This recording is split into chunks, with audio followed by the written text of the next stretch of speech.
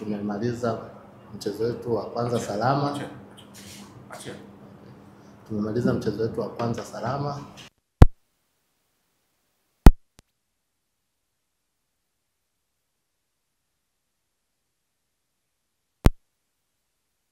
Cheza mechi za nusu finali awali ya kwanza ambazo tulipoteza na wenzetu pia Yanga walipoteza.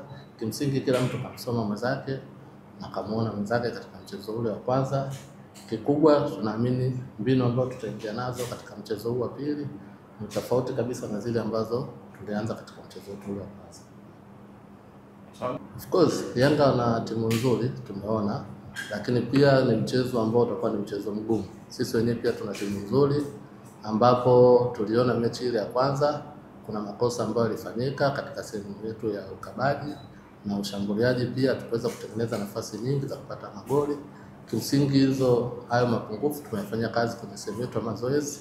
Naamini kesho tutaenda kuwapa watu burudani nzuri na tutapata ushindi. Morali ipoje kwa wachezaji wako kuelekea kwenye? Of course morali ipo juu sana. Naamini kabisa kwa maelekezo ambayo tumewapa, basi timu yetu itachukua nafasi hiyo ya 3. Kwanza nichukue fursa hii kupongeza TFF kufanya mashindano ya ngao ya jamii kwa ligi kuu ya wanawake kubaki timu 4. Imeongeza hamasa. Tumeona mechi ile ya kwanza mashabiki walikuwa wengi uwanjani. Naamini kwa kuendeleza hivi basi ligi hii kwa misimu inayokuja itakuwa ligi bora. Kama nilivyosema hapo awali, kuna mapungufu ambayo tuliona kwenye mchezo wetu wa kwanza. Naamini katika uwanja wa mazoezi tuliyafanyia kazi, hasa sisi technical bench tukishirikiana wote walimu tumefanyia kazi na tumeelekeza jinsi gani ya kutumia hizo nafasi na jinsi gani kuzitengeneza hizo nafasi. Kwa naamini katika mchezo wetu wa kesho basi watu waje waone the way ambazo faudi zetu watafanya kazi yale marekebisho ambayo tunaongea. Princess, kwenu wachezaji mnakwendaje kwenye mchezo? Kwanza tunamshukuru Mwenyezi Mungu kwa uzima ambao anaendelea kutujalia, lakini pia sisi tunawaheshimu Yanga kwa ule mchezo ambao walioonyesha dhidi ya mechi iliyoisha kwenye finali yao.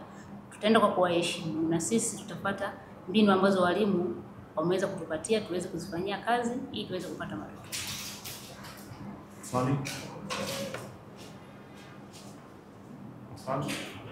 Kwa mechi mliocheza juzi mnaitazama ligi ya Yanga sasa hivi kwa ligi ya Kenya.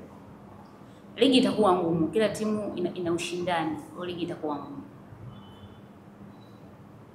Kitu gani ambacho umekisoma kwa wachezaji wenu hasa ni wachezaji kwa kichwa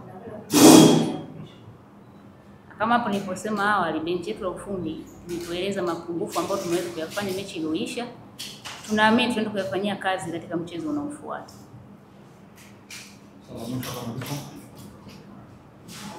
Naamini ni mashabiki wa Mashujaa kuelekea kwenye